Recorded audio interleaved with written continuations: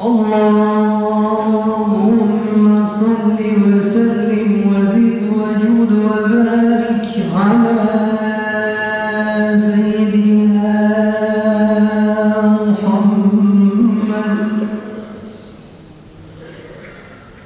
وعلى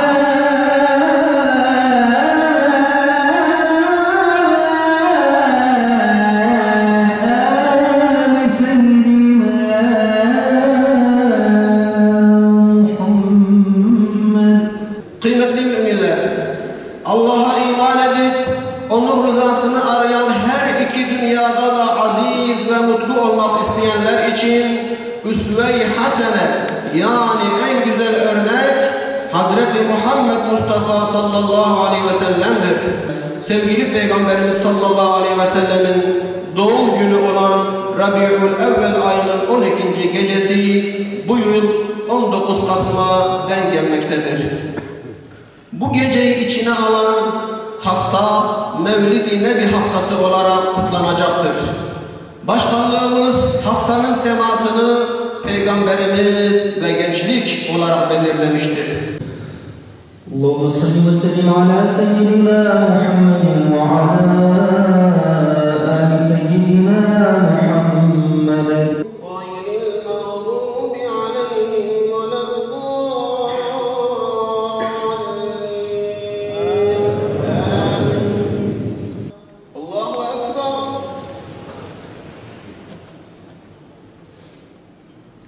سمع الله لمن حمده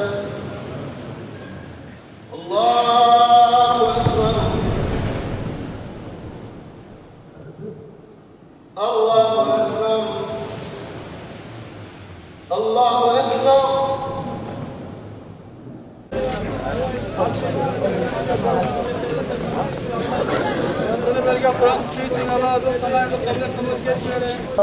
Bu Mevlid Kandili dolayısıyla tüm dünyadaki ezilen Müslümanların, Filistin'deki kardeşlerimizin yanında, saflarında, gücümüz oranında yanlarında olmasını diliyorum. Tüm Müslümanların birinci asli görevi olarak görüyorum.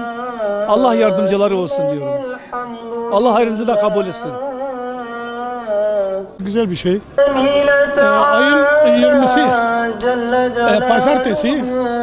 pazartesi salı akşamı Mevlid Kandili, Peygamber Efendimizin Mevlid Kandilimiz olacak. Yüce Allah hepimize hayırlısını etsin inşallah diyorum. Yüce Allah İslam alemini hep ayakta dursun. İslam alemi Allah yardımcısı olsun. Yüce Allah bizim yar ve yardımcımız olsun. Filistin bizim iki gözümüz abim ya. Filistin ne demek? Filistin demek Türkiye demek. Filistin demek Osmanlı demek. Filistin demek bizim atalarımız demek. Biz Filistin için neler yapmamışız ki? Onlar da bizim için neler yapmamış ki? Biz Filistin için hepimiz siper oluruz Filistin için. Bu kandilin bütün Filistin halkının kurtuluşunun yardımcısı olsun diyelim. Euzubillahimineşşeytanirracim. Bismillahirrahmanirrahim. Kainata ve insanlığa en büyük lütfu ve ikramı olan sevgili Peygamberimiz sallallahu aleyhi ve sellemin Mevlid Kandili pazartesi salı gününe bağlayan gece, yani Kasım 19'da yatsı namazını mütakip Mevlid Kandili düzenleyeceğiz.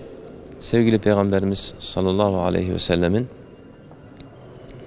veladetini, doğumunu, onun yüce ahlakını, bizlere bırakmış olduğu ebedi mucizesi, eşsiz mirası Kur'an-ı Kerim'ini, hadis-i şeriflerini, sünnet-i seniyesini ve yüce ahlakını anlatmaya çalışacağız. Bu yılki Mevlid-i Nebi haftasındaki temamız Hazreti Peygamber ve gençlik konusudur. Sallallahu aleyhi ve sellem Efendimizin ağırlıklı olarak ilk muhatapları, onu ilk kabul edenler, çevresinde pervane gibi dönenler, ona biat edenler, onun davası için hayatını ortaya koyanlar, yurdunu terk edip Allah Teala'nın davası için hicret edenler, 10 yaşından Hazreti Ali Efendimizle başlayarak 20 yaşındaki sahabeler, 16, 17, 14, 15 yaşında sahabe-i kiram efendilerimiz vardı. Yaşlılar reddetti. Yaşlılar biraz nasırlaşmıştı. Kalpleri mühürlenmişti. Onların atalarının dininden kopmaları, hakikata kapalı oldukları için kabullenmeleri çok zor olmuştu. Kabullenenler belki netice itibariyle Ebu Süfyan gibi yaşlılar sonradan kabullenmişti ama bunların sayıları parmakları geçmeyecek kadar, parmak adedini geçmeyecek kadar azdı.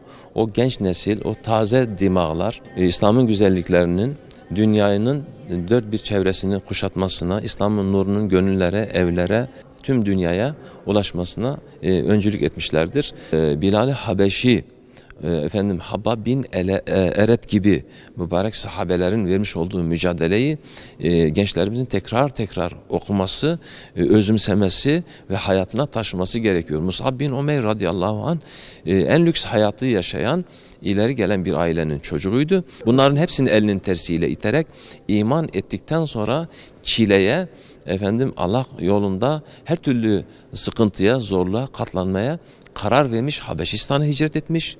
Medine-i Münevvere'de girmediği ev, İslam'ın nurunu taşımadığı bir gönül kalmamış. Şehirlerimizi Medine'ye dönüştürmek, medeniyet merkezine dönüştürmek, İslam topluluğun, hakkın, hakikatin, adaletin ikame edilebilmesi için Hazreti Mus'ab'ı, Hazreti Hamza'ları, Hazreti Ali'leri örnek almalarını tavsiye ediyoruz tabii ki gençlerimize. Bu da okumakla, Hazreti Mus'ab gibi bildiğini uygulamakla, bu konuda fedakarlık yapmakla, gerekirse canını ortaya koymakla ancak bu hedefe ulaşılabileceğini onların hayatında görüyoruz.